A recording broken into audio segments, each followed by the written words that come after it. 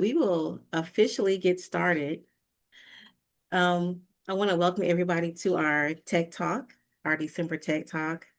We are here joined by the Honorable Representative Zakiya Summers, and just want to thank you for joining us today. Can you give us a little bit of background for those who aren't familiar with you, how long you have been serving, and kind of what led you to run and serve and be a part of policy making in Mississippi? Sure, sure. Well, good afternoon, everyone. It's an honor to join you today. Thank you so much, Bean Path, for the opportunity to talk a little bit about me and what my priorities are going into the 2026 session. So I am going into my seventh session. I was elected in 2019 and began my tenure as a state representative in 2020. I represent House District 68, which covers portions of Hinds and Rankin counties, specifically West Jackson, portion of downtown Jackson, as well as a portion of Pearl, Richland, and Flowood. I am a former election commissioner, so I've actually been in public office for over almost 10 years, a little bit over 10 years. But I came into this work really as first as a journalist, and then I transitioned into public relations, community outreach, and policy advocacy.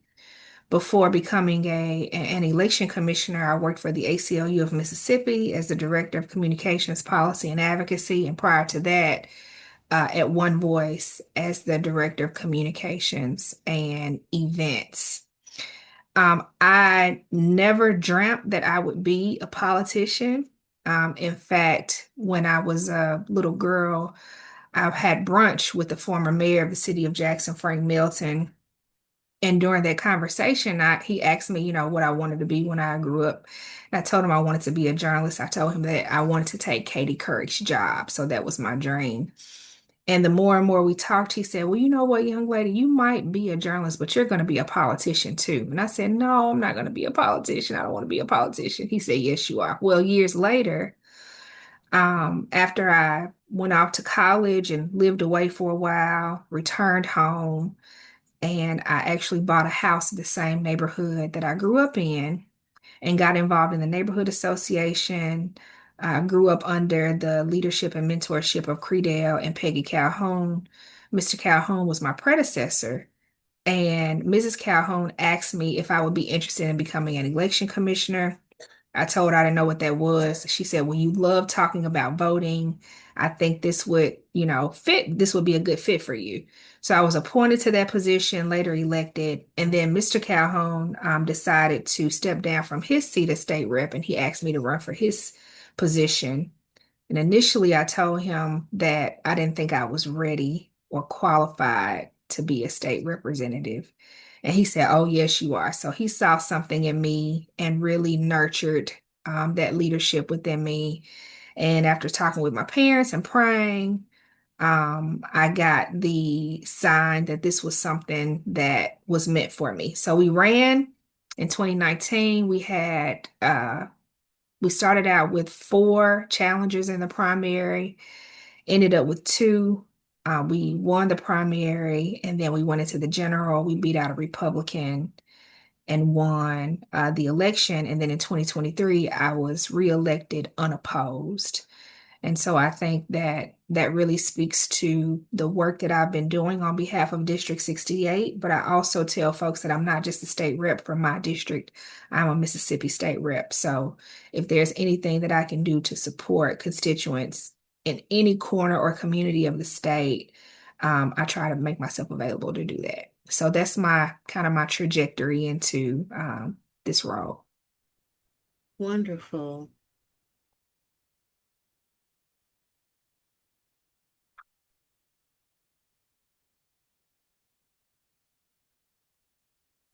I'm sorry, we're having more technical difficulties. Today is the day.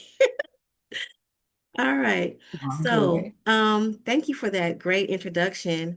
And of course, we're here on a Tech Talk. And so I think my first question for you is, how has technology changed as you've been a public servant? And what are some of the tools that weren't available to you at first that you are kind of now using now on a regular basis? So, I like to begin even a bit further than that. I am an 80s baby, so Yes, shout out to us. I, I didn't have an email address until I was a senior in high school. So that's how far technology has grown and how long I've been using technology. When I was writing my high school papers, I was using a typewriter. And I learned typing in ninth grade, and over the years became a very fast typer. When you're a journalist, particularly in broadcast news, when things are happening in real time and you have breaking news, you have to learn to type those stories really fast. But it really wasn't until I went to college that I got my first laptop.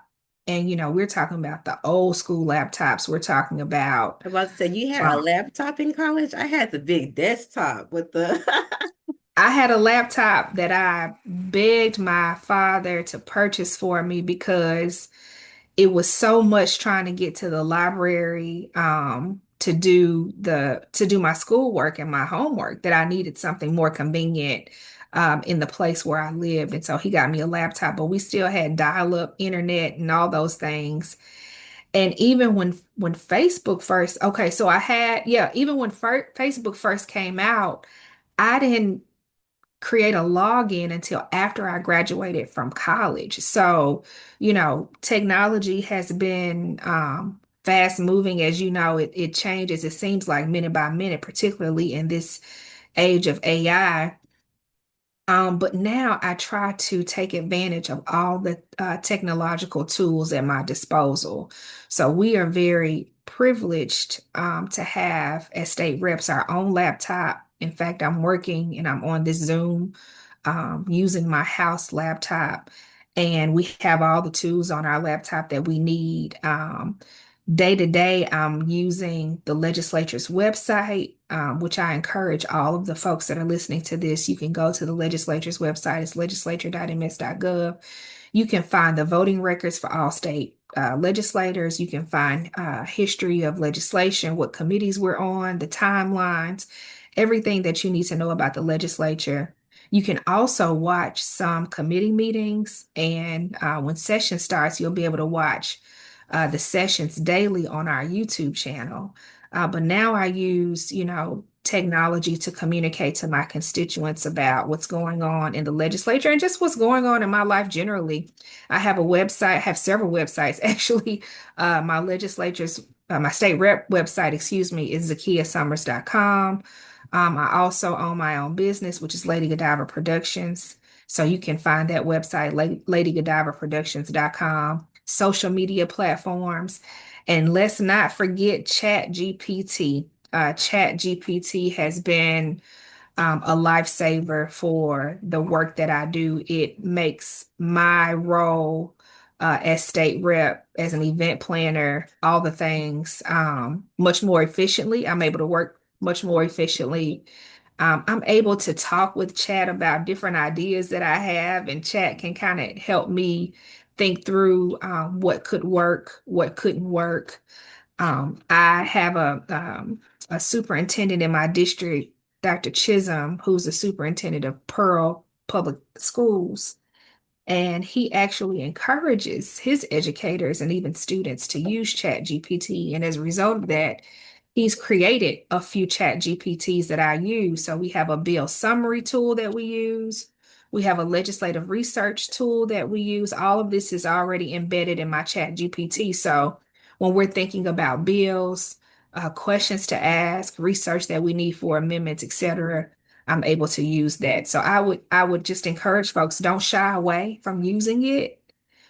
Take advantage of it because it's here. I don't think it's going anywhere anytime soon, so you might as well use it, but use it for good use. Right. That is amazing. You Mhm. were taking it back to high school days. Um, my first email was at hotmail.com.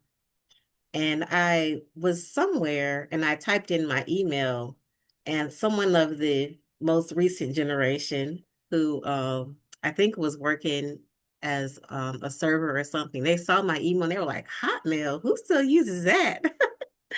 And I was like, well, I do. So it's still going strong. Yeah, in fact, I still have some colleagues that still use Hotmail. My first email was Yahoo, and I've kind of drifted away from it because I get so many. I still have access to it, but I Hmm. get so much spam and all that. So I've had to drift from it. But I have about 5 or 6 different inboxes that I manage. So Yeah, yeah. yeah. Well, that's amazing. I'm glad you brought up the point about Chat GPT and AI. I think this is kind of a good segue into kind of highlighting that the Bean Path does partner with the AI, a collaborative, and we host an AI month every year. And so, if anybody's on here and you're not privy to it, we will be doing social media posts and all types of promotions for our AI month. It will be in June of 2026. So we did it in June this year. We're going to continue with that. We have a track for educators, we have a track for small businesses, and we have a track for the community at large. And so we welcome everybody to come and partake in the AI conference. You get to network and learn some great new stuff. That's And you, awesome. and you kind of gave me a thought. Do you think it would be good if we maybe had like a elected elected officials track for AI use? I think that would be fantastic. This past session, we passed a bill that created what's called the Artificial Intelligence Regulation Task Force, Okay. that I did not introduce, but presented on the House floor a couple of times throughout the session. And it pretty much just creates a committee that is working and has been meeting over the last several months on coming up with proposals to determine regulations on the utilization of AI. And because AI is so new and so ever changing, I think it's important that legislators are educated as best as possible. When we had a legislative hearing last year prior to the 2025 session, we talked about the different uh, uses of AI. And one of the things that I brought up that I don't know that my colleagues actually realized was that AI can be helpful, but it can also be hurtful because it is using data that folks are inputting into the system, which means that humans are inputting information into various systems that AI utilizes, and that information or data can also be biased. And we found, and so much research and study speaks to how data can be skewed because it does not use data from various demographics of people, particularly African Americans, and even in systems that are used in, let's just say, in the criminal justice space or the criminal legal space, it could actually do more harm towards groups of people than more good.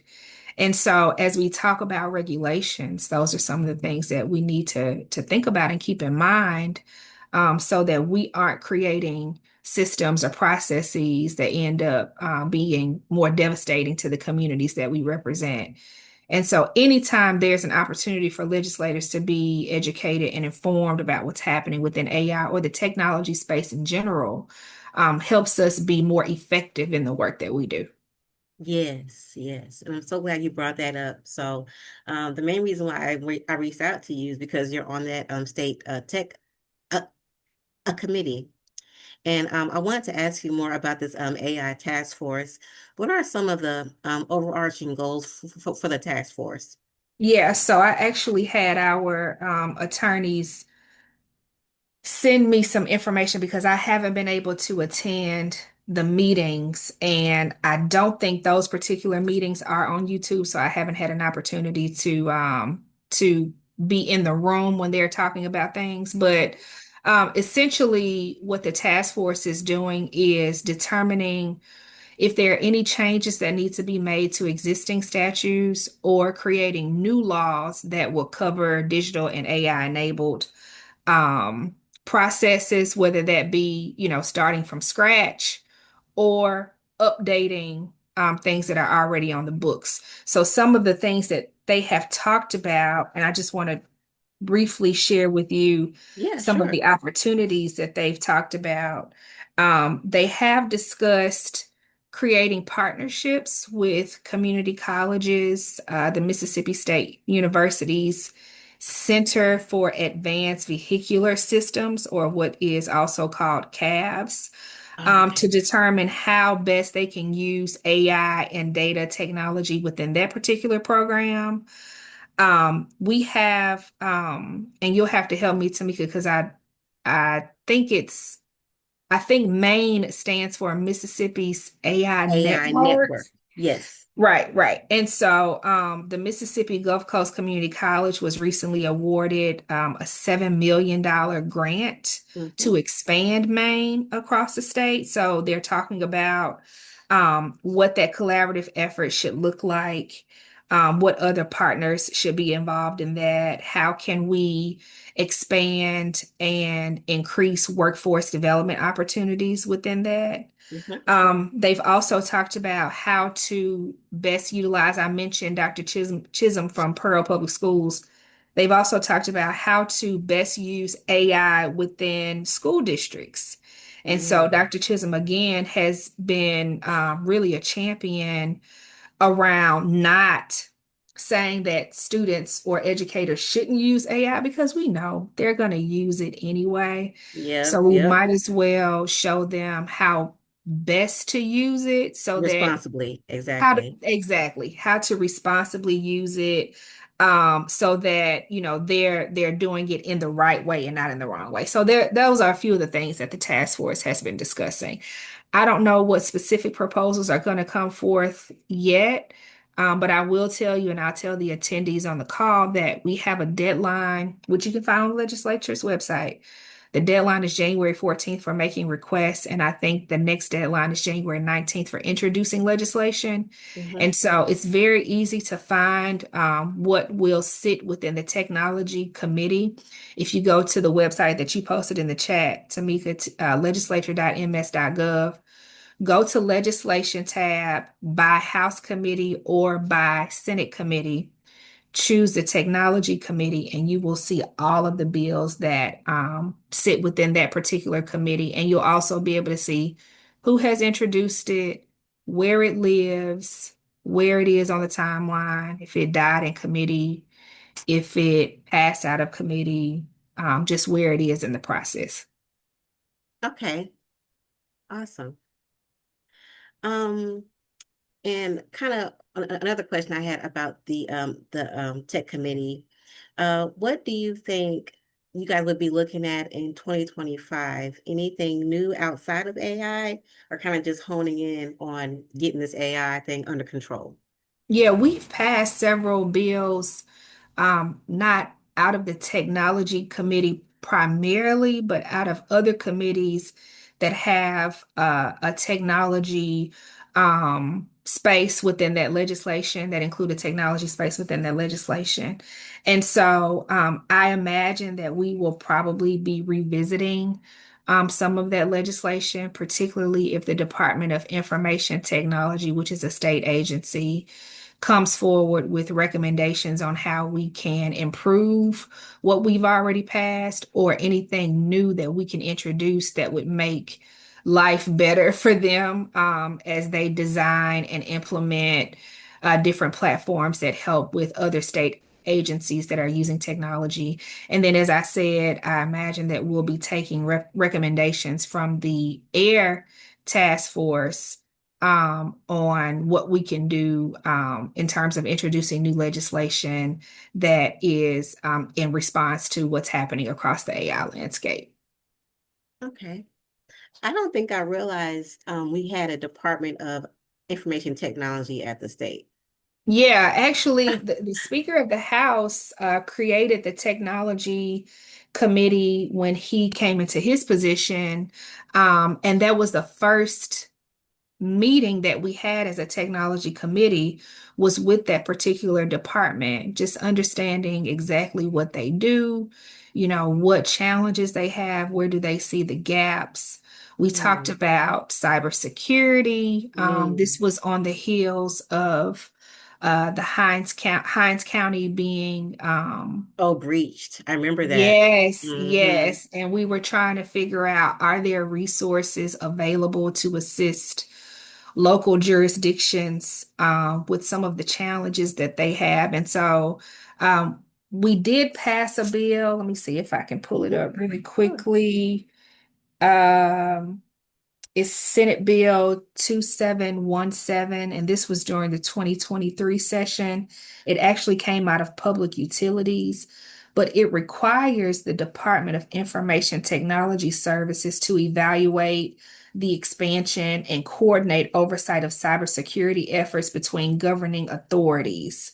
Okay. And so I don't know what the results are of that particular bill or where they stand on that law.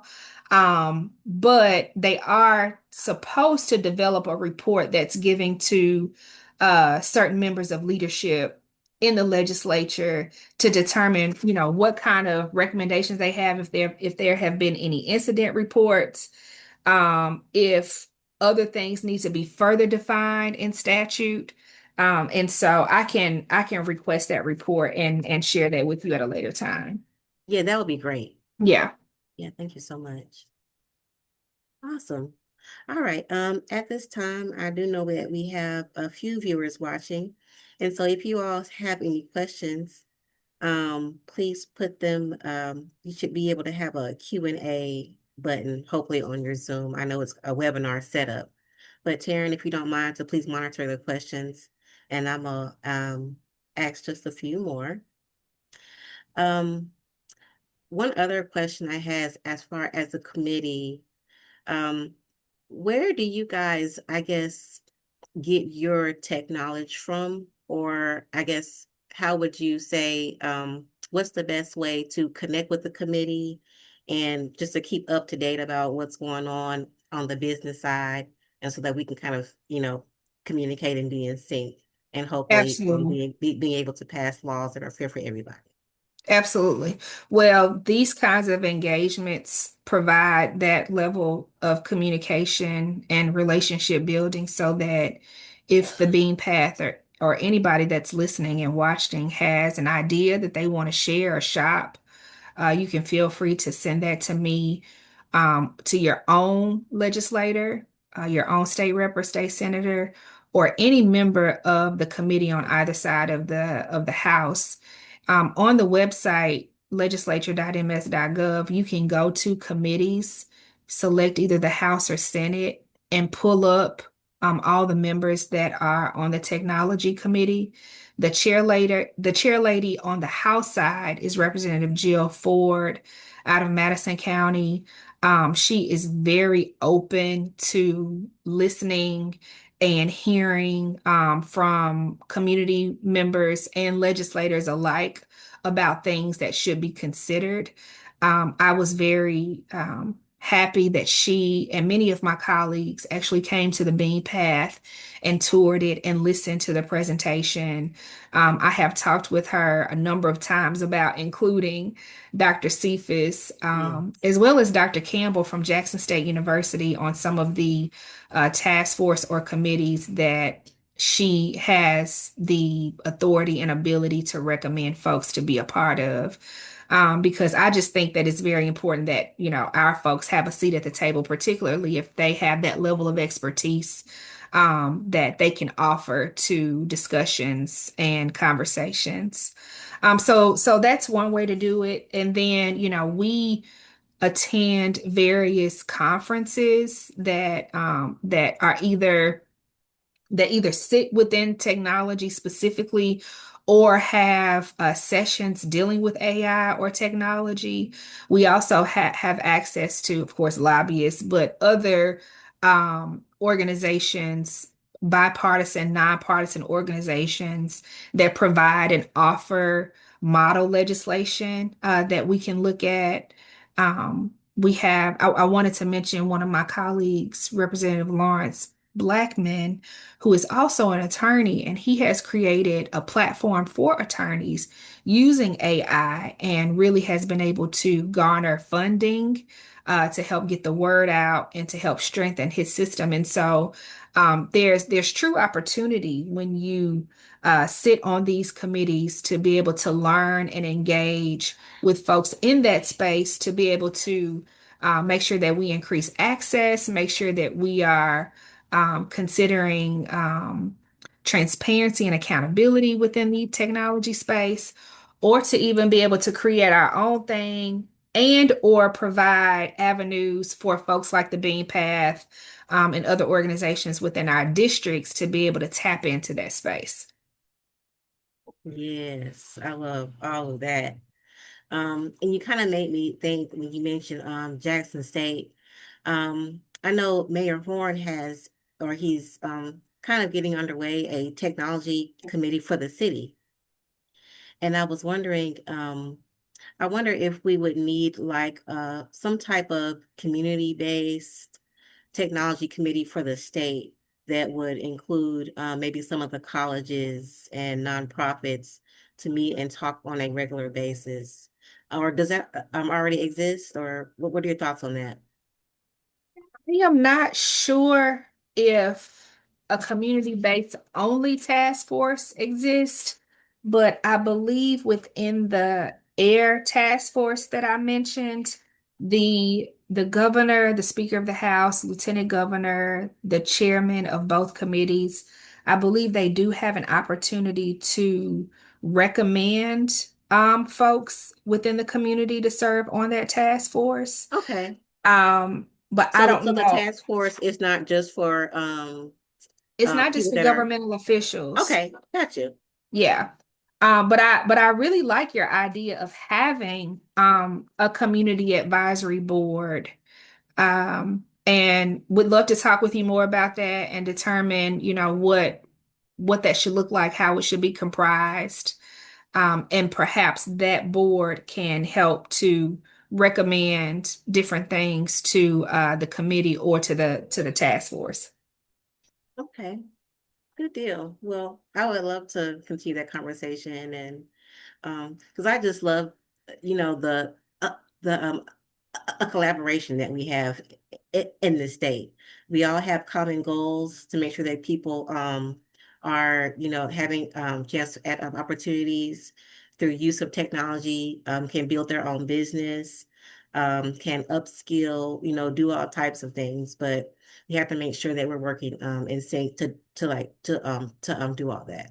Absolutely, absolutely. And with the governors and some local officials' desire to, for good, bad, or ugly, bring more data centers into the Uh, state, there presents an opportunity, right? There presents an opportunity to help minority-owned businesses yes. tap into that space, to create workforce development and education opportunities for our scholars to tap into that space.